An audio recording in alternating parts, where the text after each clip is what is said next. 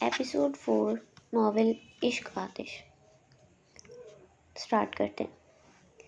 Happy birthday to you, happy birthday to you, happy birthday dear بابا جان، happy birthday to you.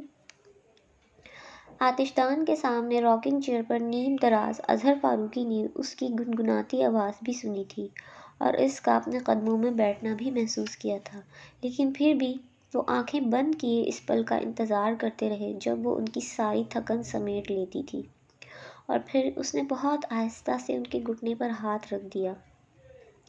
Azhar Farooqui نے دھیرے سے آنکھیں کھول کر آسمانی رنگ کے کپڑوں میں ملبوس اس آسمان کی پری کو دیکھا جس کے چہرے کے گرد بکھرے لمبے سنہرے مائل گھنے بال رات اور چاند کا عکس لگ رہے تھے۔ وہ دھیرے سے مسکرا دیے۔ وہ کھلکھلا کر ہنس پڑی۔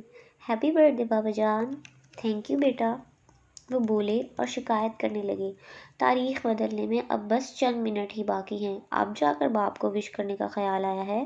سوری بابا جان، مگر مجھے یاد تھا، بس ہادی بھائی کا انتظار کر رہی تھی کہ وہ آ جائیں تو کیک ساتھ میں ہی کاٹیں گے۔ بولتے ہوئے وہ ذرا سا تپائی کی طرف کھسک گئی۔ وہ کیک پر لگی کینڈل کو جلانے کے لیے ماچس کو اٹھانے لگی۔ اظہر فاروقی نے سوال کیا، نور الہدیٰ ابھی نہیں آیا؟ نہیں، تو پھر اسے آ جانے دو۔ ماچس جلاتے اس کے ہاتھ وہیں رک گئے۔ بابا جان، 12 تو بجنے ہی والے ہیں اور سالگرہ تو اپنی تاریخ پر ہی اچھی لگتی ہے، مگر انتظار کر لینے میں کوئی حرج نہیں ہے۔ اپنی بات کہہ کر وہ اٹھے اور کھڑکی کے ساتھ رکھے اسٹڈی ٹیبل پر ترتیب سے رکھی کتابوں میں سے ایک کتاب اٹھا کر اس کے ورق پلٹنے لگے، اور وہ چپ سی ہو گئی۔ پھر اس نے انگلیوں میں دبی ماچس کی تیلی کو جلایا، اور جب رقص کرتے ننھے سے شعلے کا عکس ان کی آنکھوں میں چمکنے لگا تو پھونک مار کر ماچس بجھاتے وہ اٹھ گئی اور ساتھ ہی تپائی پر سے کیک کی پلیٹ بھی اٹھا لی۔ اپنے نظر انداز کیے جانے پر اس کے چہرے سے جھلکتی تکلیف جیسے وہ آج اپنے دل میں محسوس کر رہے تھے، اس دن انہوں نے دیکھی بھی نہیں تھی۔ وہ دروازے تک بھی نہ پہنچی تھی کہ ہارن کی تیز آواز سنائی دی۔ ہادی بھائی آ گئے، کہہ کر اس نے پلیٹ واپس رکھی اور باہر کی طرف دوڑ گئی۔ بھاگتے ہوئے لاؤنج سے گزر کر وہ انٹرنس ڈور کی طرف بڑھی۔ ٹھیک اسی وقت نور الہدیٰ دروازہ کھول کر اندر آنے لگے اور سامنے سے آتی لڑکی سے ٹکرا گئے، اور اس سے پہلے کہ وہ انہیں ساتھ لے کر دوسری طرف جا گرتی، خود کو سنبھالتے ہوئے نور الہدیٰ نے اسے بھی سنبھال لیا۔ ارے بھائی آرام سے، گر جاؤ گی۔ اسے خود سے الگ کرتے ہوئے وہ بولے،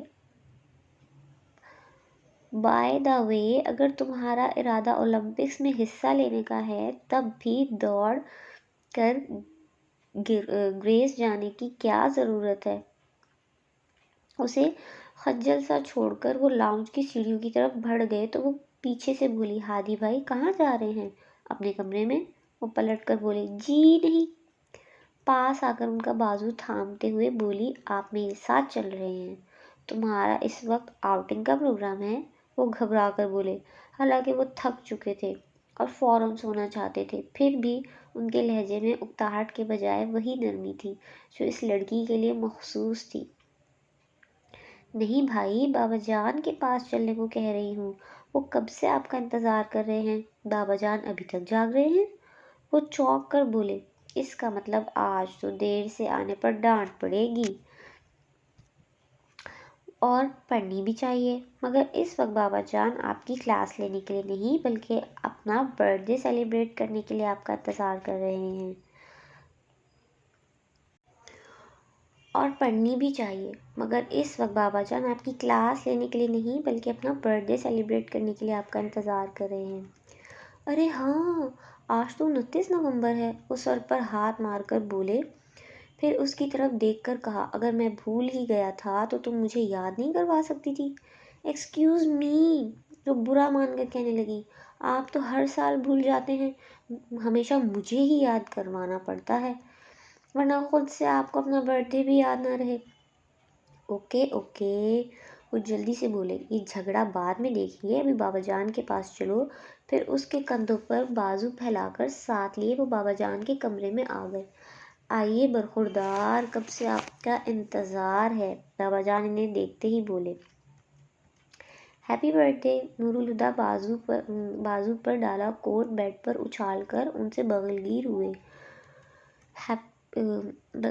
سوری بابا جان، اس بار میں بھول گیا۔ ان سے الگ ہوتے اسے کن اکھیوں سے دیکھ کر وہ اسے چھیڑنے کے لیے بولے۔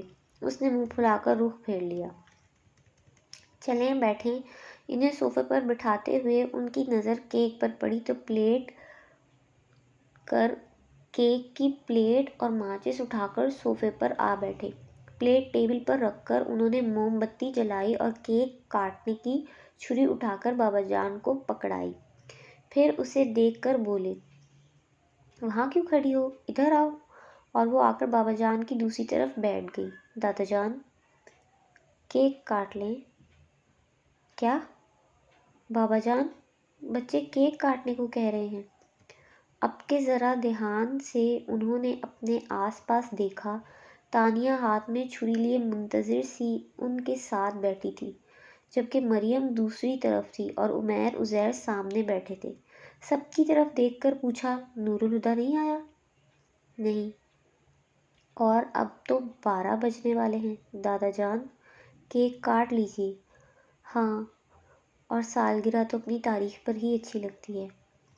تانیہ کی بات پر برسوں پہلے کسی کا کہا جملہ شکستہ انداز میں ان کے لب سے ادا ہوا تھا، یاد ماضی عذاب ہے یارب، چھین لے مجھ سے حافظہ میرا۔